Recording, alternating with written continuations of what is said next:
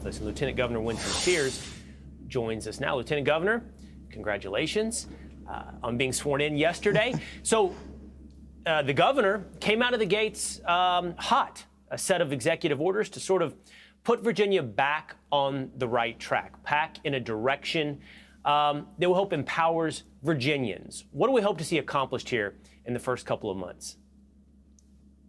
I tell you what's really exciting, and good morning, Will, and good morning to your viewers, is that he has designated a chief transformation officer looking for inefficiencies and rooting them out in government. Can you believe that?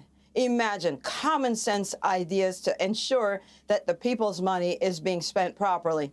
And so he's also put in the executive orders against mask mandates, vaccine mandates, and that is exactly what we campaigned on, and he's fulfilling campaign promises. And then did you see that he also had an executive order about anti-Semitism? You know, we in Virginia have suffered greatly from that, and he's ensuring it doesn't happen anymore. We're going to protect all people. There's so much that he's doing, and it's only day one. You know, Lieutenant Governor, obviously what we're focusing on there, I think appropriately, is action, but symbolism is the other side of this. Your very existence, your election is a symbol of, first of all, I think rejection of the arguments made against many voters in Virginia, also against the state of the country, that somehow, because of the color of your skin, you're born either a victim or an oppressor. Your existence today, your office today is a rejection of all that. And as we head into Martin Luther King Jr. Day, I'm just curious about your reflection. I'm just going to repeat what our current president Biden and our current Vice President Harris has said about racism when they were asked, is racism systemic in America? Their answer was absolutely no. And so I am the embodiment of what we're trying to achieve in America. We want everyone to have equal opportunity. And here I sit today to say it can happen. I am so tired of those who look at life as being the glass is half empty. What a negative way to continue to view life, because, you know, life is going to hit you hard and you have to be prepared for it. You come out of the womb screaming. That ought to be an indication of how things are going to be. The rich suffer, yes. The poor suffer, and everybody in between. We can make it. We can make it. You come out of the womb screaming. That's an indication how life can be.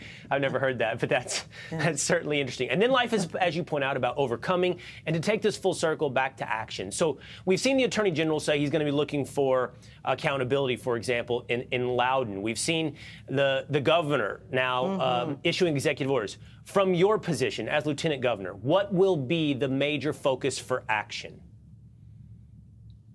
Well, for me, certainly my very first duty is to preside over the Senate, and I'm hoping that I get as many tie-breaking votes as our outgoing Lieutenant Governor. He had 52, and I'm raring to go. We're going to be repealing some of the really bad laws, made no sense, turned us against each other.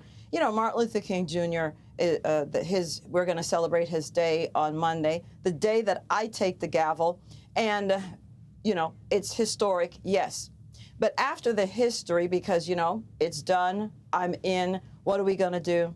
We're going to repeal, as I said, bad laws. I'm going to be the example to show the children, if you understand that you stay in school and study, I didn't do anything special, that's all I did, you can do it too. We're going to push for school choice, because if the schools are deciding that they're going to stay closed, well, then we're going to say no. Give the money then to the parents to make the decision on where they can send their children to school. We're not going to worship the brick building any longer. They're going to have choices. You know, our former presidents on the Democratic side, they have sent their children to private schools, and in Virginia as well, the past governors, children go to private schools.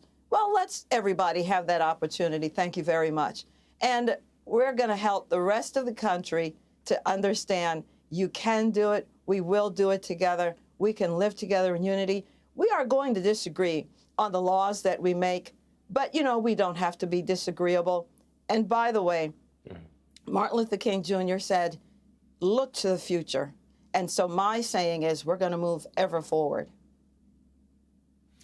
Well, that's a message this morning of inspiration. We may come into this world screaming, but there's plenty of reasons along the way to smile. I think you've given us one here in the past couple of days. So, Winsome Sears, we wish you the best of luck now in your new job. Thank you.